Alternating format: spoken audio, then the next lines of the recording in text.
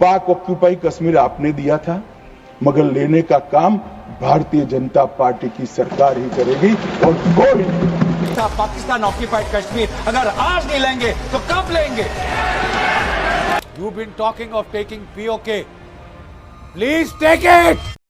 क्या India PoK ले सकता है? हमारी सरकार, ऑपोजिशन मंत्री, इन्फ्लुएंसर्स, रिटायर्ड आर्मी पर्सनल कई बार बोलते हुए मिल जाते हैं हम पीओके ले लेंगे। अगर आपने रिसेंट जो पार्लियामेंट्री सेशन हुआ उसको भी सुना हो तो करंट गवर्नमेंट प्लस ऑपोजिशन दोनों खुलेआम बोल रहे थे कि हाँ पीओके ले लेना चाहिए या पीओके ले लेंगे। पर क्या ये पॉसिबल भी है? तो ये दो तरीके से पॉसिबल हो सकता है, एक है मिलिट्री और दूसरा है एक लीगल तरीका। हमारे देश में ऐसे कुछ ज्ञानी या अज्ञानी लोग हैं जो कहते हैं कि भाई हमें तो कश्मीर के लिए we need an Israel like solution. You need an Israel-like solution to Kashmir. तो भाई सबसे पहले तो ये बता दें कि अगर हम पीओके इन्वेड करने जाते हैं तो हमारा मुकाबला किससे होगा? हमारा मुकाबला होगा पाकिस्तानी मिलिट्री से। और एक सेकंड के लिए ये भी मत सोचना कि ये जो कॉन्फ्लिक्ट होगी ना ये सिर्फ कश्मीर तक ही लिमिटेड होगी। हमने क्या क्या देखा, क्या क्या सीखा ऑपरेशन सिंदूर से। सबसे पहले वी लॉस्ट जेट्स, चाहे 3 जेट थे या 5 जेट थे, ये तो अब ओपन में ही है। जब हमारे सीडीएस आके ही एडमिट कर सकते हैं कि भाई जेट्स लूज हुए थे, तो हाँ डेफिनेटली लूज हुए थे। एक फ्रेंच इंटेलिजेंस रिपोर्ट तो ये भी बताती है कि कम से कम एक राफेल था। एंड किसी भी कॉम्बैट जोन में फर्स्ट टाइम है कि एक राफेल गिरा है। ऑपरेशन सिंदूर के दौरान चाइना लाइव इनपुट्स के साथ पाकिस्तान को हेल्प कर रहा था, और ऐसा तो जो हमारे डेप्यूटी आर्मी के चीफ हैं वही बता चुके हैं। एंड ये तो रिसेंट ही न्यूज है कि चाइना ने लॉन्च किए और सैटेलाइट्स, जिससे जो पाकिस्तान की कैपेबिलिटी है ऑब्जर्वेशन की वो और बढ़ जाएगी। तो भाई बेसिकली अब तो और भी ज्यादा डेटा उनको खुद ही मिल जाएगा। ऑन दी अदर हैंड हमारी कोई भी ऐसी पर्टिकुलर कैपेबिलिटी नहीं है। एंड ये हम पहले भी बता चुके हैं कि चाइना की ये जो कैपेबिलिटी है स्पेस से मॉनिटर करने की, this is better than anyone else, किसी से भी बेहतर है। अगर आप यूएस और यूरोप दोनों की कैपेबिलिटी कंबाइन भी कर दो ना तो वो भी उतनी अच्छी नहीं है जितनी चाइना की कैपेबिलिटी है स्पेस से मॉनिटर करने की। इससे क्या फायदा होगा यू मे आस्क? अगर आपका ओपोनेंट जरा भी कुछ मनूवर करेगा तो आपको पहले ही पता चल जाएगा। जेट्स टेक ऑफ तो दूर की बात है, अगर वो अपनी मिसाइल इधर से उधर भी शिफ्ट करेगा तो भी आपको पता चल जाएगा कि वो क्या करने वाला है। इंडिया आइसोलेट हो जाएगा डिप्लोमेटिकली। वैसे भी ऑपरेशन सिंदूर के दौरान एक भी देश नहीं आया था हमारे सपोर्ट में। एक एग्जांपल आप इससे भी ले लो कि हम कितने डिपेंडेंट हैं दूसरे देशों पर, कि फ्रांस ने हमें राफेल का सोर्स कोड ही नहीं दिया। इससे क्या फर्क पड़ता है? जो हमने ऑपरेशन सिंदूर के दौरान देखा कि भाई अगर सॉफ्टवेयर में आप हल्की भी ट्वीक नहीं कर सकते हो, तो अगर आप कोई अपने और वेपन्स लोड करना चाहते हो उस पर्टिकुलर एयरक्राफ्ट में, पॉसिबल ही नहीं है। एंड ये हमारी एक बहुत ही बड़ी लिमिटेशन थी ड्यूरिंग ऑपरेशन सिंदूर। एंड देखो, अगर आप इतना बड़ा मिलिट्री कैंपेन चलाने वाले हो तो आपको सारे देशों का जितने भी आप ले सकते हो अपने सपोर्ट में उनको लेना जरूरी है। और हमारे केस में तो खास तौर पे, क्योंकि हम हार्डली कुछ चीजें इन हाउस बनाते हैं। एंड इसी एग्जैक्ट टॉपिक पे हम वीडियो भी बनाने वाले हैं, तो सब्सक्राइब करना मत भूलना। इनफैक्ट हमारी जो ब्रह्मोस मिसाइल्स है ना, वो भी इंडिया और रशिया का जॉइंट वेंचर ही है। तो अगर मान लो रशिया कह देता है कि भाई आप ऐसी टाइप की हरकत करने जा रहे हो, हम इसके सपोर्ट में नहीं है, तो हम क्या करेंगे?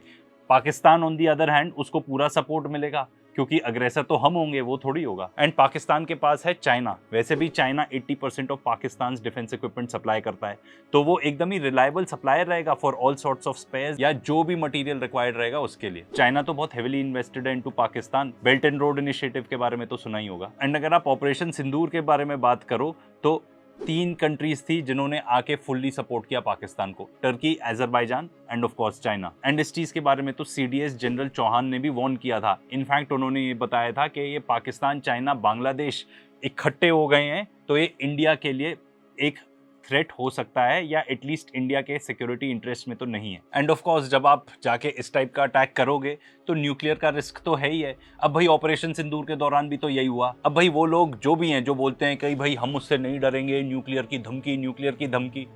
अरे भाई न्यूक्लियर धमकी देने के लिए ही बनाया है उन्होंने। किसी भी देश ने न्यूक्लियर धमकी देने के लिए ही बनाया है, क्योंकि आज के डेट में अगर आप न्यूक्लियर वॉर छेड़ देते हो तो it is mutually assured destruction 100%, सभी कुछ खत्म है।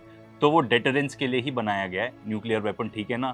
या अगर आपको इस टाइप की भाषा यूज करनी है कि धमकी देने के लिए बनाया गया है, तो हाँ भाई उसी के लिए बनाया है। पर ऑपरेशन सिंदूर के दौरान तो आप न्यूक्लियर छोड़ो, इनफैक्ट कन्वेंशनल वॉरफेयर में भी हम उनसे हार ही गए थे, हम उनसे पीछे थे 100%।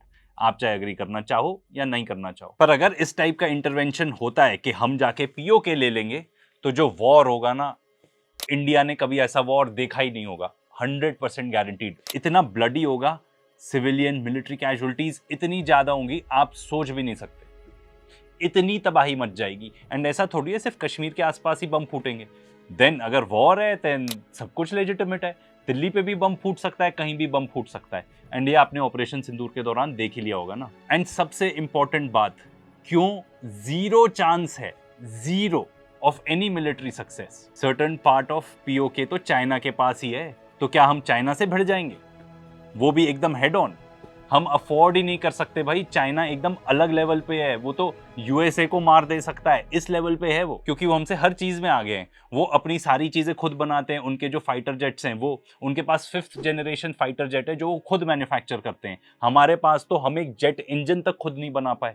स्पेस टेक में वो लोग इतने आगे हैं, मैंने आपको ऑलरेडी बता ही दिया उसके बारे में। एआई में इतने आगे हैं, उनके पास जो मिसाइल्स का आर्सनल है वो भी हमसे बहुत ही ज्यादा सुपीरियर है। एंड हम कहाँ हैं उनके आगे? ऑनेस्टली बिल्कुल भी नहीं है। उनके पास तो 2 साल में एक आर्मी ऑफ रोबोट्स तैयार हो जाएगी, तो रोबोट लड़ने आएंगे। दैट इज ऑफ कोर्स अगर हम कभी भी ऐसा सोचें या डिसाइड करें कि ऐसा हमको कुछ मिलिट्री एक्शन लेना है, पीओके लेना है, तो our country will be doomed, इसके बारे में कोई दो राय नहीं है। देखो, इजराइल अफोर्ड कर सकता है ये सब करना, क्योंकि वो अटैक डॉग है वेस्टर्न एलाइज का, ठीक है ना। वो बना ही इस चीज के लिए, एंड वो बेसिकली एक्सटेंशन है of US empire, and last phase है कॉलोनाइजेशन का। एंड इसी वजह से उसको सारे वेस्टर्न एलाइज सपोर्ट करते हैं। इसीलिए इंडिया और इजराइल का तो कोई कंपैरिजन ही नहीं है, मत करो, दोनों देश बहुत ही अलग हैं। अब ये तो बात हम मिलिट्री की कर रहे हैं, डिप्लोमेटिकली आप सोचो क्या होगा।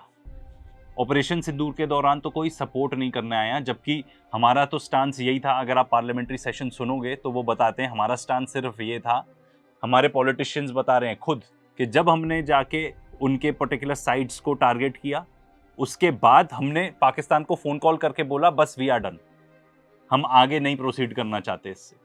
That was our particular stance, ठीक है, हम लोग यही चाहते थे। अध्यक्ष महोदय, 7 मई 2025 को हमले माने 1:35 के तुरंत बाद भारतीय डीजीएमओ ने हॉटलाइन संदेश के माध्यम से पाकिस्तान के डीजीएमओ यानी डायरेक्टर जनरल मिलिट्री ऑपरेशन से संपर्क किया और टेरर इंफ्रास्ट्रक्चर के खिलाफ हमारे हमले के रेशनल और मेथोडोलॉजी के बारे में पूरी जानकारी दी और यह तथ्य भी बताया ये हमले एस्केलेटरी नेचर वाले नहीं थे, माने इसको हम आगे नहीं बढ़ाना चाहते। पर जब आप इमेजिन करो कि आप जाके एकदम इन्वेड करने लगोगे, तो क्या कोई भी देश आपको सपोर्ट करेगा? बिल्कुल भी नहीं। मुझे तो इनफैक्ट ये लगता है हमें तो मिलिट्री सप्लाईज ही लोग भेजना छोड़ देंगे। हमारे पास सप्लाईज ही नहीं होंगे कि हम ऐसा कोई लॉन्ग ड्रॉन वॉर लड़ सकें। बहुत चांसेस हैं कि हमारे साथ ट्रेड ही करना बंद कर दें। वो कहेंगे कि भाई नहीं करना, हमारी इकोनॉमी कोलैप्स हो जाएगी। सैंक्शंस भी लग सकते हैं, आप रशिया का ही एग्जांपल ले लो, पर रशिया और इंडिया का भी कोई कंपैरिजन नहीं है। उनके पास है ऑयल एंड गैस, इतना बड़ा देश है, अपना ऑलमोस्ट सारा डिफेंस इक्विपमेंट वो खुद बनाते हैं, एंड उनके पास एक बहुत ही लेजिटिमेट रीजन है यूक्रेन को इन्वेड करने का। कोई डाउट हो तो ये वीडियोस बनाए हैं, 2 पार्ट सीरीज जरूर चेकआउट करना। मतलब हमारे लिए अगर मान लो सैंक्शंस लगते हैं, हमारे साथ देश ट्रेड करना छोड़ देते हैं, तो भाई हमारे लिए तो डिजास्टर ही हो जाएगा। And let me tell you, अगर इतना आसान होता ना पीओके लेना, तो कभी ना कभी कहीं ना कहीं कोई हमारे यहाँ देश से ही अटेम्प्ट कर चुका होता। और फिर से इजराइल से ही कंपैरिजन ले लें, वो हमास को नहीं हरा पा रहे हैं। गाजा इतनी छोटी सी जगह है और वो एक मिलिशिया ही है, एंड इजराइल को पूरी हेल्प मिलती है अपने फौफों से to do whatever they want. और गाजा में वैसे भी जो भी कुछ अंदर जाता है बाहर आता है, सब कुछ तो इजराइल ही कंट्रोल करता है। फिर भी जाके वो इन्वेड नहीं कर पाए ना। एंड देखो, कोई कंपैरिजन ही नहीं है। हम यहाँ पे किसकी बात कर रहे हैं? हम बात कर रहे हैं पूरी फुल फ्लेजेड आर्मी की, जिसकी air force, mind you, judging from what has happened the last time around, उन्होंने हमको हरा दिया था in that air battle. And ये ओपिनियन नहीं है, न्यूज जाके पढ़ लो, आपको पता चल जाएगा। हमारे जेट्स गिरे, उनके 0 गिरे, हु वन यार। एंड ऑफ कोर्स वो एक न्यूक्लियर आर्म्ड कंट्री है, तो कोई कंपैरिजन ही नहीं है। तो लीगल तरीके पे आ जाते हैं, तो यूनाइटेड नेशंस का कोर्ट है called international court of justice. India ने तो हमेशा ये स्टांस रखा है कि भाई जो भी होगा it is a bilateral issue between India and Pakistan, हम ही डिसाइड करेंगे, हमें किसी मीडिएटर की जरूरत नहीं है। ऑफ कोर्स याद होगा जेनोसाइडल डॉन, डोनाल्ड ट्रंप की बात कर रहा हूं, एकदम बीच में उचक रहे थे कि मैं मीडिएट करूंगा। एटलीस्ट इंडिया ने इस मामले में तो उनको चुप करा दिया ना। बट देन ऑफ कोर्स वो जेनोसाइड डॉन है, डोनाल्ड ट्रंप है, तो वो कभी भी आके फिर से उठा के बोल सकते हैं कि मैं मीडिएट करूंगा। बट पिछले कुछ हफ्तों से तो एटलीस्ट ऐसी कोई स्टेटमेंट उन्होंने नहीं दिया। और इफ एनीथिंग पाकिस्तान ने बोला है, इनफैक्ट ये 2019 की बात है जब आर्टिकल 370 हटाया गया था, उन्होंने बोला था कि हम आईसीजे जाएंगे। इंडिया ने कभी ऐसा स्टांस ही नहीं रखा कि हम आईसीजे जाएंगे। रिगार्डिंग कश्मीर। आई नो आप में से बहुत सारे लोग ऑलरेडी अवेयर हो गए, पर थोड़ी सी हिस्ट्री जान लेनी जरूरी है। एंड हम कोई भी इंडियन वेबसाइट, पाकिस्तानी वेबसाइट, कोई भी ऐसा सोर्स नहीं ले रहे हैं। हम एक न्यूट्रल पर्सपेक्टिव से इसको अप्रोच करेंगे कि दुनिया क्या कह रही है। इसलिए ये पर्टिकुलर जो आर्टिकल है CFR से उठाया हमने। तो इंडिया पाकिस्तान का वॉर सबसे पहला कौन सा था? तो अकॉर्डिंग टू CFR ये तब चालू हुआ जब पश्तून ट्राइब्समैन थे from north west of Pakistan, उन्होंने कश्मीर को इन्वेड किया अलेजेडली विद पाकिस्तानी सपोर्ट। तो जो महाराजा हरी सिंह थे उस टाइम पे उन्होंने एक साइन किया डॉक्यूमेंट इंडियन गवर्नमेंट के साथ, known as the instrument of accession, जिसमें यह अग्री हुआ था कि जो कश्मीर है वो इंडिया को ज्वाइन करेगा, पर वो ऑटोनोमस रीजन रहेगा with in the country. And बदले में क्या मिला उनको? बदले में मिला कि जो इंडियन आर्मी है वो आके बेसिकली पाकिस्तान से लड़ेगी। तो इंडिया ने एक्सेप्ट किए वो टर्म्स, इंटरवीन किया उन्होंने कश्मीर में, पाकिस्तान के साथ वॉर हुआ, 1 साल ऑलमोस्ट लड़ाई हुई। फिर दोनों देशों के बीच में यूनाइटेड नेशंस ने ब्रोकर किया सीज फायर। उस टाइम पे जहां जहां भी आर्मीज आई थी LOC वहां पे ड्रॉ हो गया। तो रफली अकॉर्डिंग टू दिस इंडिया को 2/3 कश्मीर मिला और बाकी पाकिस्तान ने लिया। एंड चाइना ने भी कुछ पार्ट उसका क्लेम कर लिया 1950s में। पर जो ओरिजिनल सीज फायर था उसमें बात थी एक रेफरेंडम की कि कश्मीरीज डिसाइड करेंगे कि भाई रीजन का स्टेटस क्या होना चाहिए। पर ये रेफरेंडम कभी हुआ ही नहीं। तो लीगल स्टेटस ये है कि रेफरेंडम होना था पर हुआ नहीं।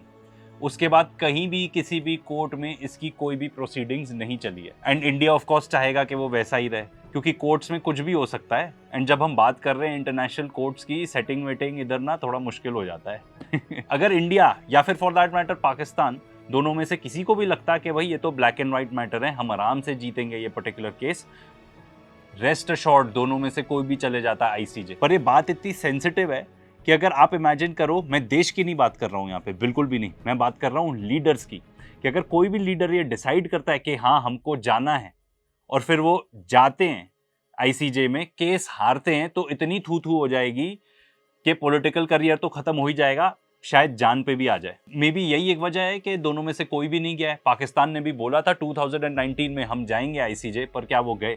इसके और भी बहुत सारे कारण हो सकते हैं जो हमें नहीं पता। इंडिया वर्सेस पाकिस्तान क्रिकेट में तो बहुत देखा होगा, पर आपको पता है ICJ में कितनी बार इंडिया वर्सेस पाकिस्तान हुआ है? 4 बारी। तो ये तो बात हो गई लीगल की, इस पे भी ऐसा बहुत क्लियर कट रास्ता तो है नहीं जो इंडिया अपना सकता है POK लेने के लिए। पर वीडियो अभी खत्म नहीं हुआ है, कहानी बाकी है। एक और तरीका है, अब हमारे यहाँ पे इतने सारे राइट विंग प्रोपेगेंडा फैलाने वाले लोग हैं कि वो कुछ भी वीडियो बनाएंगे।